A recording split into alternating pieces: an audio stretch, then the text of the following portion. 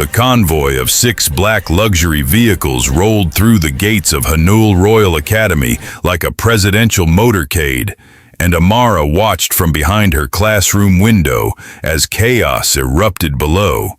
Students poured out of buildings, phones raised, voices rising in confusion and excitement.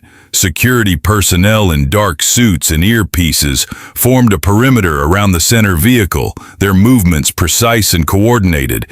Teachers rushed forward, bowing deeply, their faces masks of nervousness and curiosity. Then the door opened. A man stepped out, tall and imposing, in a hand-tailored suit that screamed power and wealth.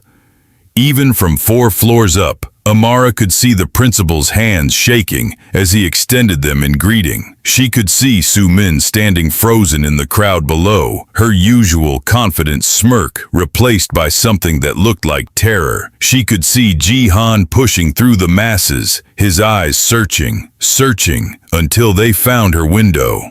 Amara's hands trembled as she gripped the windowsill. After 3 weeks of hell, 3 weeks of being called nobody, 3 weeks of hiding who she really was, the truth was about to explode like a bomb in the middle of this prestigious academy. Her father had come, and nothing would ever be the same. But to understand how she'd gotten here, to understand why her heart was racing and tears were streaming down her face, to understand why the boy she'd fallen in love with was staring up at her with confusion and concern, you had to go back to the beginning, back to the day when Amara walked through those same gates as just another girl, invisible and alone. Back to 3 weeks ago. The taxi driver had stared at her in the rearview mirror the entire drive from the airport, his eyes flickering between the road and this strange passenger who didn't look like she belonged in this neighborhood. The taxi driver had stared at her in the rearview mirror the entire drive from the airport, his eyes flickering between the road and this strange passenger who didn't look like she belonged in this neighborhood. Amara pressed her forehead against the window, watching Seoul's gleaming skyscrapers give way to tree-lined streets and mansions that looked like they'd been plucked from a fairy tale. Her father's voice echoed in her mind from their last conversation in Lagos. You wanted a normal life, Amara. You wanted to see if you could make it on your own merit, without the name, without the money. So I'm giving you that chance. But remember, my daughter, you are still who you are, whether they know it or not. She'd insisted on it. No bodyguards, no driver, no mention of who her father was, no revelation that she was the daughter of Adebayo Okafor, the billionaire whose tech empire stretched across 3 continents. She wanted to be just Amara, just a girl trying to find her place in the world. The academy loomed before her, all glass and marble and old-world prestige. Students in crisp uniforms walked through the courtyard in clusters, their designer bags swinging from their shoulders, their laughter bright and carefree. Amara climbed out of the taxi wearing a simple cotton dress and carrying a worn backpack. She'd deliberately chosen her most ordinary clothes, the ones she wore back home when she'd sneak out to the local market, pretending to be someone else. The whispers started immediately. Who is that? Is she lost? What is she wearing? Amara straightened her spine and walked forward. She'd faced down business moguls with her father. She'd given speeches at charity galas. She could handle a few privileged teenagers. But as she climbed the marble steps, she felt their stares like physical weight on her shoulders. She felt the judgment in their eyes as they took in her natural hair, her dark skin, her simple clothes, her otherness. The main hallway stretched before her like a gauntlet. Students clustered around lockers made of polished wood, their conversations flowing in rapid Korean that Amara could understand but felt foreign to her tongue. She clutched her schedule, searching for room 3A, when someone bumped into her shoulder, hard enough to make her stumble. "Watch where you're going," a girl hissed in English, her voice dripping with disdain. She was beautiful in that manufactured way, with perfectly styled hair and a face that probably spent more time in front of makeup mirrors than books. Her uniform was tailored to fit her like a glove, and diamonds glinted at her ears. "This isn't a charity school. How did you even get in here?" Amara met her eyes. "I was accepted, just like you." The girl's lip curled. "I'm Sumin. My father owns half the buildings in Gangnam. What does your father do? Farm?" The laugh that followed was meant to cut, and it did. Other students had stopped to watch, their faces displaying everything from curiosity to contempt. Amara felt heat rising in her chest, felt the words forming on her tongue, her father's name ready to silence this girl forever. But she swallowed them down. She'd made a promise. "Excuse me," Amara said quietly, stepping around Sumin. "That's right. Run away, back to whatever village you came from." Amara kept walking, her vision blurring slightly. She'd expected some prejudice, some ignorance, but the casual cruelty in Sumin's voice shocked her. She turned a corner and stopped, pressing her back against the wall, taking slow breaths. "You're looking for room 3A. The voice made her jump. She looked up to find a boy standing a few feet away, tall and lean, with sharp features and eyes that seemed to see too much. His uniform was immaculate, his posture relaxed but confident. There was something in his face that reminded her of the lions she'd seen on safari in Tanzania, beautiful and dangerous in equal measure. "How did you know?" Amara asked. He held up an identical schedule. "Because I'm in that class too, and because you look lost." He paused, his eyes studying her with an intensity that made her uncomfortable. "I'm Jihan." "Amara? From where?" "Nigeria." He nodded slowly, as if processing this information. Then he did something unexpected. He smiled. It wasn't a mocking smile or a pitying smile. It was genuine. "Follow me, and ignore Sumin. She's threatened by anything she doesn't understand." They walked together through the hallways, and Amara noticed how other students moved aside for Jihan, how they watched him with a mixture of respect and wariness. She wondered who he was, this boy who seemed to command attention without demanding it. "Why are you being nice to me?" Amara asked as they reached the classroom door. Jihan looked at her, and for a moment, she saw something vulnerable flash across his face. "Because I know what it's like to be alone in a room full of people." Then he was gone, moving to a seat at the back of the classroom, and Amara was left standing at the front, while 30 pairs of eyes examined her like she was a specimen under a microscope. The teacher, Mrs. Park, barely glanced at her. "Find a seat." Every desk seemed occupied by invisible barriers. Amara walked down the aisle, and students shifted away from empty chairs as she approached, making it clear she wasn't welcome. She finally slid into a seat by the window, alone, her cheeks burning. The lecture began, something about Korean history that Amara struggled to focus on.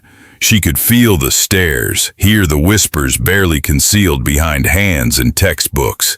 Someone passed a note across the aisle. She didn't need to read it to know it was about her. Then, a shadow fell across her desk. Jihan stood there, his bag slung over his shoulder, his expression neutral. "Move over." Amara blinked. "What?" "I like the window seat." She slid toward the aisle, and Jihan sat beside her, spreading his notebooks across the shared desk, as if this were the most natural thing in the world. The whispers around them grew louder, more urgent. Mrs. Park looked up from her lecture, her eyebrows rising, but she said nothing. "Why did you do that?" Amara whispered. Jihan didn't look at her, his eyes fixed on the board. "Do what?" "Sit here. Everyone's staring." "Let them stare."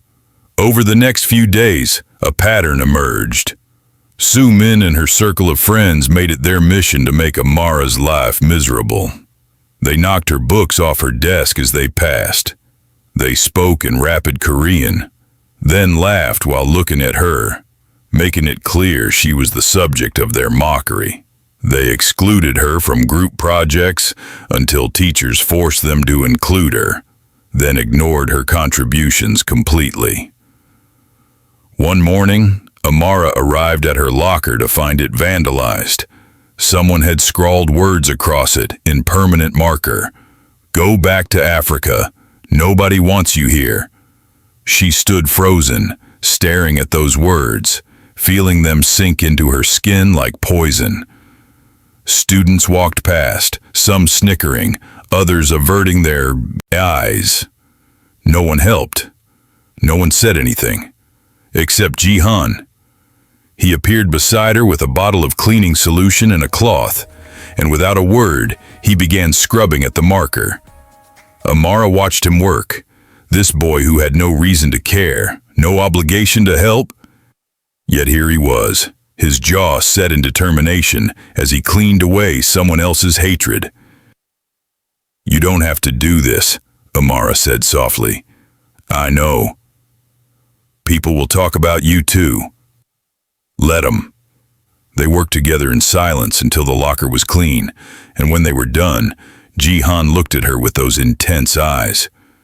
"Don't let them make you feel small, Amara. You're worth more than their ignorance." Something shifted in that moment. A connection formed, delicate as spider silk, but strong as steel. The cafeteria incident happened on a Thursday. Amara had been at Hanul Royal Academy for 2 weeks, and the bullying had only intensified.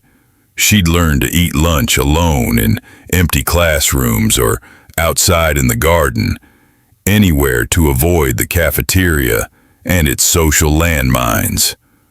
But that day, a teacher had asked her to deliver some papers during lunch, and she'd found herself in the cafeteria with her tray, searching for a place to sit.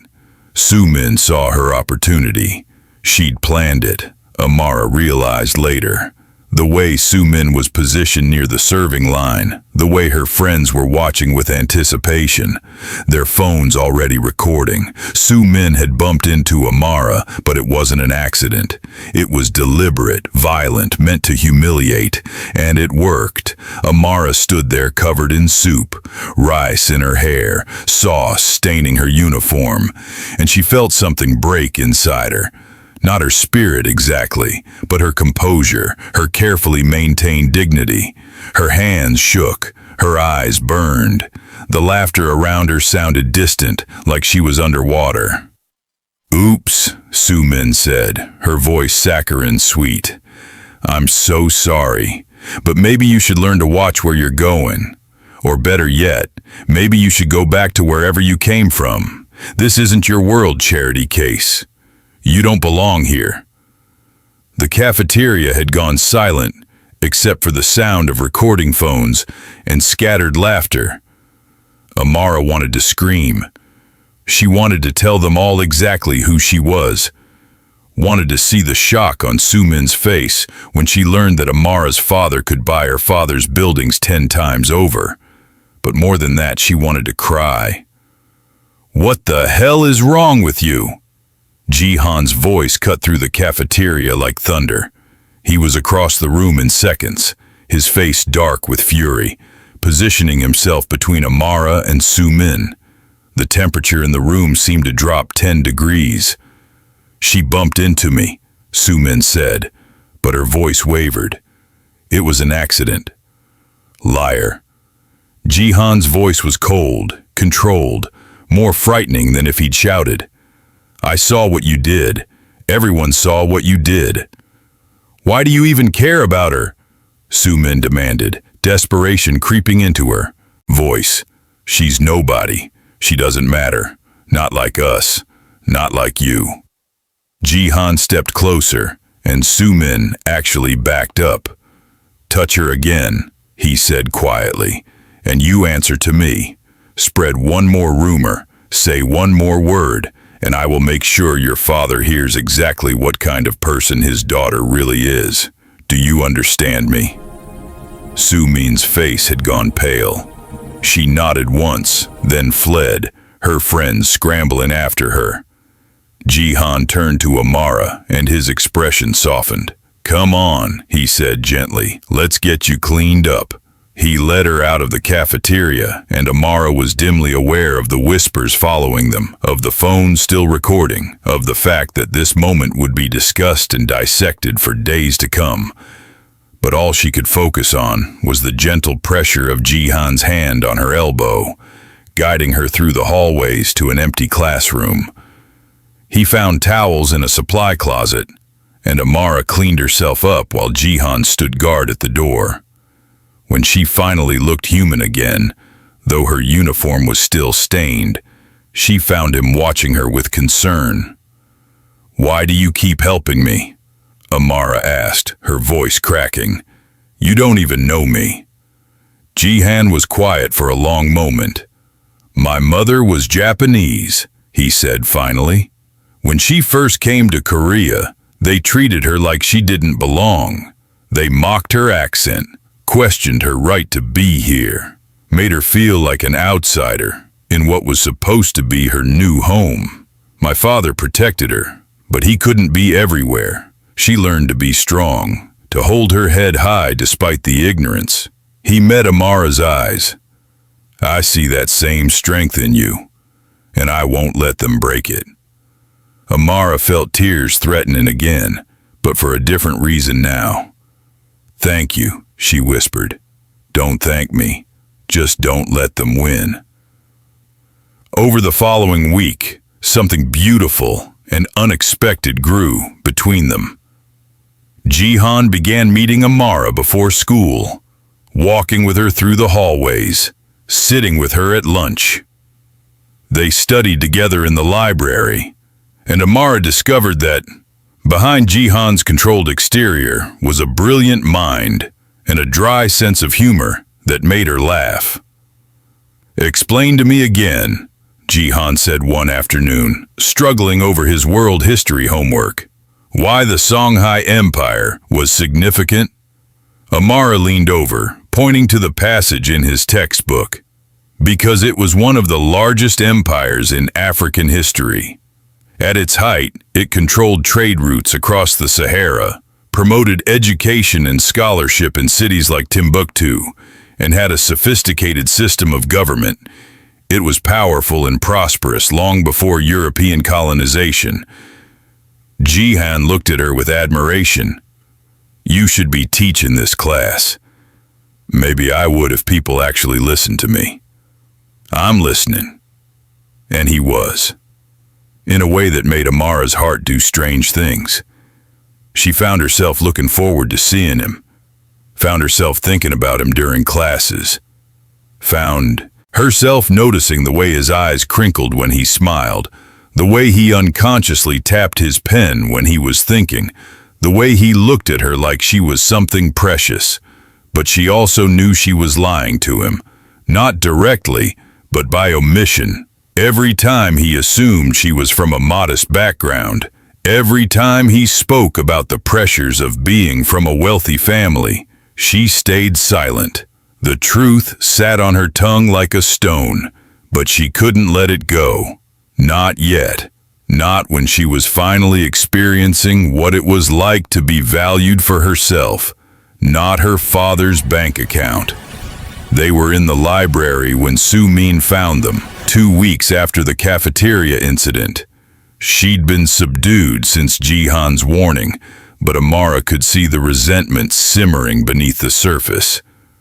"Amara," Su-min said, her voice sugary sweet, "I wanted to apologize for what happened. It was childish of me. To make up for it, I'm organizing a charity gala this weekend, raising money for international students. I'd love it if you could come, as my guest." Amara's instincts screamed danger, but Jihan's hand found hers under the table, squeezing gently. She looked at Su-min's perfectly made-up face and saw the trap being set, but she also saw an opportunity. "I'll be there," Amara said. Jihan walked her home that evening, something he'd started doing regularly. They talked about everything and nothing, their conversation flowing easily. When they reached her apartment, a modest place she'd insisted on renting on her own, Jihan hesitated. "Don't go to that gala," he said. "It's a setup. Su-min doesn't do anything without an agenda." "I know." "Then why agree?" Amara looked up at him, at this boy who'd become so important to her so quickly. "Because I'm tired of running. I'm tired of being afraid. Whatever she's planning, I can handle it." Jihan cupped her face gently, his thumb brushing her cheek. "You shouldn't have to handle it alone." "I'm not alone anymore," Amara whispered. "I have you." The gala was held at one of Seoul's most exclusive hotels, a glittering affair attended by students and their wealthy parents. Amara wore a simple black dress, elegant but understated, and walked into the ballroom with her head high. She found Su-min immediately, surrounded by her usual crowd, all of them watching Amara with predatory interest. "Amara!" Su-min called out, her voice carrying across the room. "Come here. I want to introduce you to everyone." Amara crossed the marble floor, aware of the conversation stopping, the eyes tracking her movement. Jihan had been delayed by family obligations, and she was alone in a room full of people who'd made it clear she wasn't welcome. Su-min took the microphone from the event coordinator. "Everyone, I want you to meet Amara, our international student from Africa. I thought it would be wonderful if she could share with us what it's like coming from such a, different background. Tell us, Amara, what does your father do? What's it like being here on scholarship?" The room had gone silent. Amara felt the trap closing around her, felt Su-min's satisfaction radiating like heat. This was the moment of public humiliation, the moment where Su-min would expose her as a charity case, as someone who didn't belong in their world. "I'm not on scholarship," Amara said clearly. Su-min's smile widened. "Oh? Then how can you afford tuition? Hanul Royal Academy isn't cheap. Did your parents save up their entire lives? Or maybe you have a benefactor, some rich person who felt sorry for you?" The laughter around them was cruel. Amara felt her face heating, felt tears threatening, and she hated herself for that weakness. "That's enough." Jihan stood at the ballroom entrance, his expression thunderous. He crossed the room in long strides, taking Amara's hand. "Su-min, you're pathetic. Using charity as a weapon, mocking someone's background, proving exactly how small and insecure you really are." "She doesn't belong here," Su-min shouted, her composure cracking. "Look at her. She's not one of us. She's nobody." "She's more than you'll ever be," Jihan said coldly. He looked at Amara, his eyes soft. "Let's go." They walked out together, and Amara made it to the hotel lobby before she broke. She collapsed onto a velvet chair, tears finally falling, her whole body shaking with sobs she'd held back for weeks. "I can't do this anymore," she gasped. "I can't keep pretending it doesn't hurt. I can't keep being strong." Jihan knelt before her, taking her hands. "Then don't. Be human. Be hurt. Be angry. But don't let them make you believe you're less than you are." Amara looked at him through her tears. "You don't understand. I've been lying to you, to everyone. I'm not who you think I am. I don't care. You should care. Everything about me is a lie." "Not the parts that matter," Jihan said fiercely. "Not your kindness, not your intelligence, not your strength, not the way you make me feel. Those are real, Amara. Everything else is just noise." She wanted to tell him then, wanted to explain everything, but her phone rang. Her father's name flashed on the screen. She answered with shaking hands. "Papa." "Amara, I've heard enough. I'm coming to Seoul. This ends now." "No, please, I can handle it." "My daughter shouldn't have to handle cruelty alone.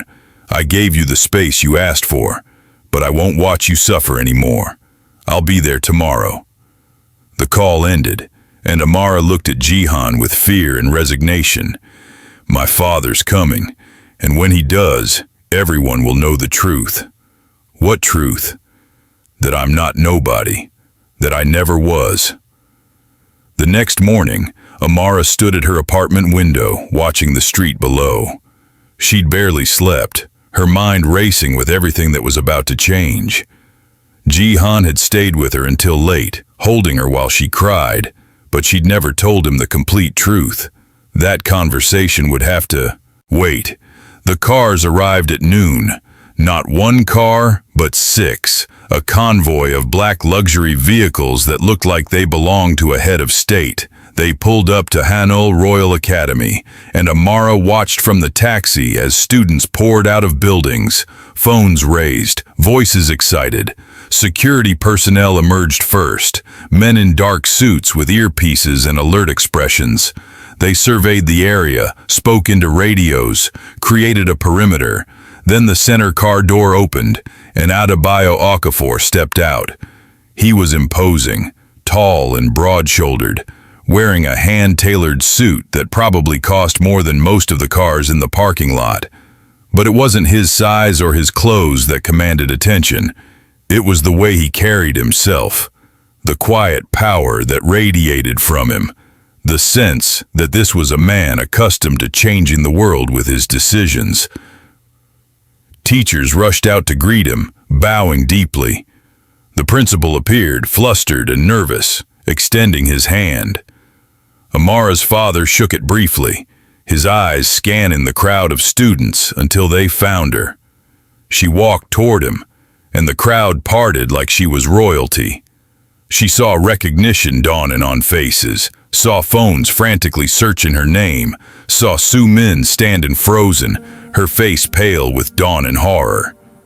"Papa," Amara said softly. He pulled her into a tight embrace. "My daughter. My brilliant, stubborn, wonderful daughter." The principal was speaking, his voice obsequious. "Mr. Okafor, we had no idea Amara was your daughter.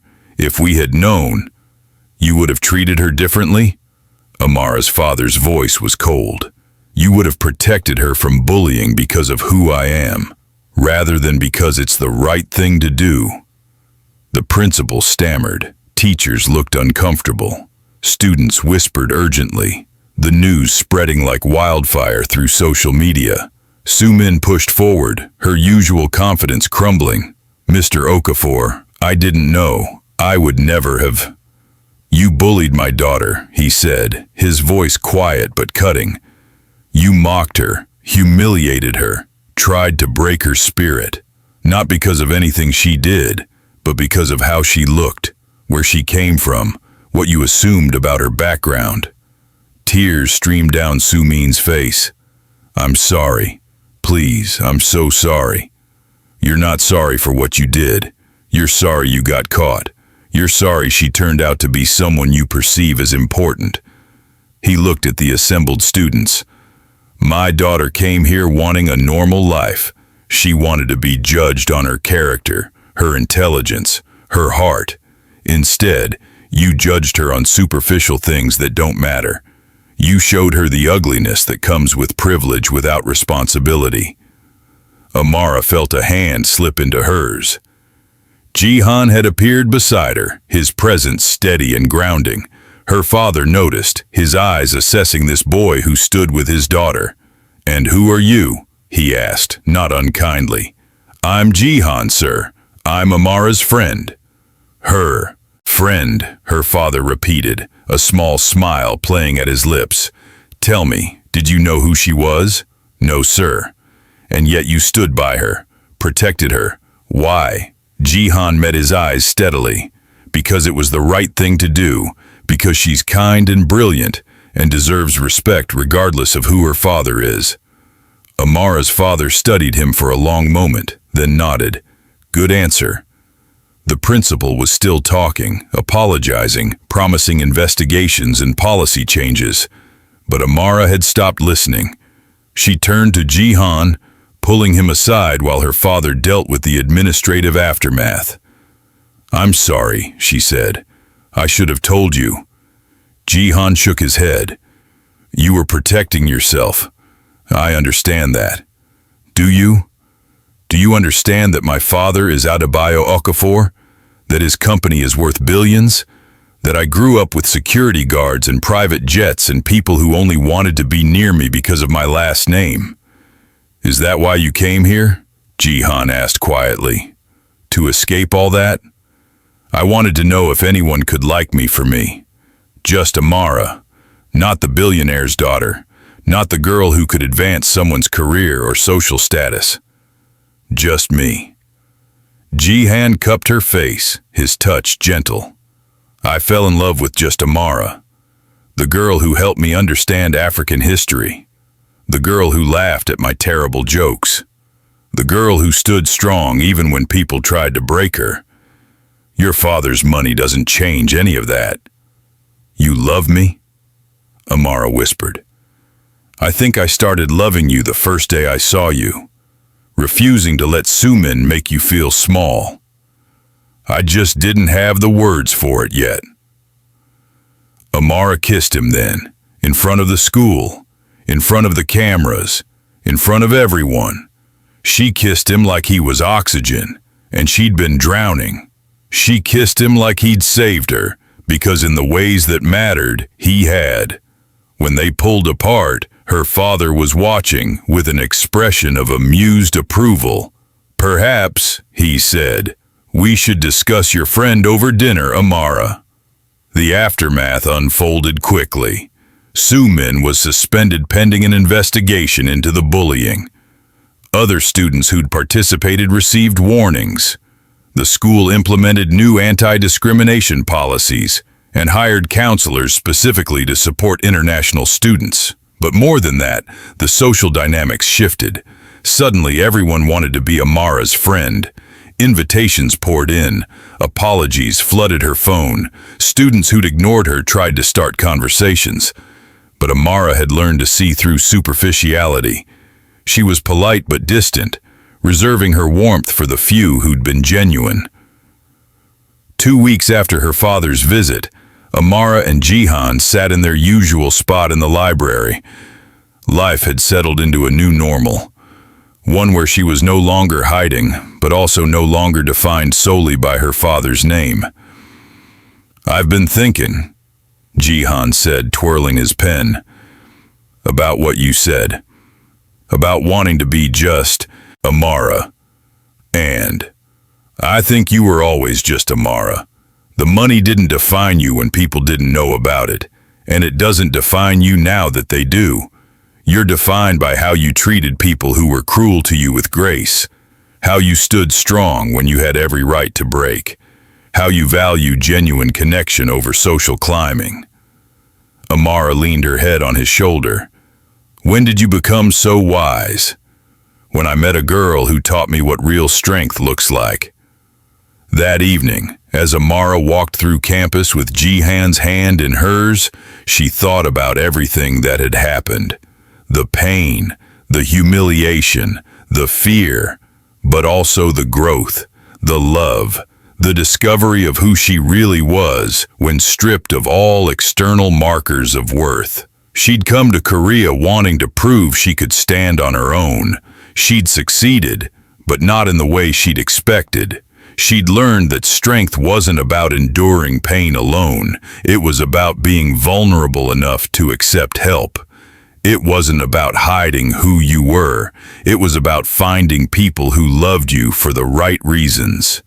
Jihan stopped at the garden, pulling her down onto a bench overlooking the pond.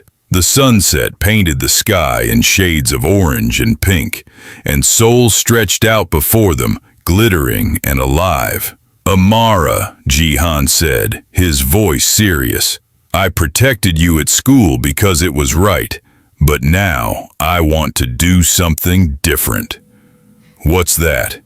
He took her hand, pressing it against his chest where she could feel his heart beating. I want to protect your heart. Not from bullies or cruel people, but by being someone worthy of it. By loving you the way you deserve to be loved. By standing beside you, Not because of who your father is, but because of who you are. Amara felt tears gathering, but they were good tears this time. Happy tears. That's all I've ever wanted. Someone who sees me. I see you, Jihan promised. I've always seen you.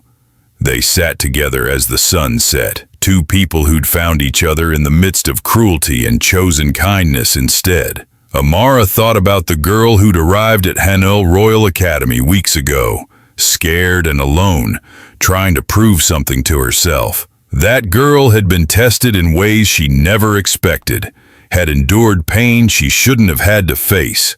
But that girl had also discovered strength she didn't know she possessed. She'd found love in the most unexpected place. She'd learned that worth wasn't determined by bank accounts or social status, but by character, by resilience, by the choice to remain kind even when others were cruel. Jihan? Amara said softly. Yes? Thank you for seeing me when I was invisible. Thank you for standing with me when others walked away. Thank you for loving just Amara. He kissed her forehead. Thank you for showing me what real courage looks like. As they walked back toward the dormitories, Amara's phone buzzed with a message from her father. I'm proud of you, my daughter. Not for who you are, but for who you've become. She smiled, leaning into Jihan's warmth. She'd come to Korea looking for herself, and she'd found so much more. She'd found her strength, her voice, her place in the world. But most importantly, she'd found someone who loved her, not despite her journey, but because of it. In the distance, she could see students gathered in groups, their laughter carrying on the evening breeze. Some of them still stared, still whispered, but it didn't matter anymore. She knew who she was, she knew her worth, and she knew that the girl they'd called nobody was actually somebody extraordinary, not because of her father's billions, but because she'd chosen kindness over bitterness, love over hate, and authenticity over pretense. That night, standing under the stars with Jihan's hand in hers, Amara finally understood what she'd been searching for all along. She didn't need to prove she could survive on her own.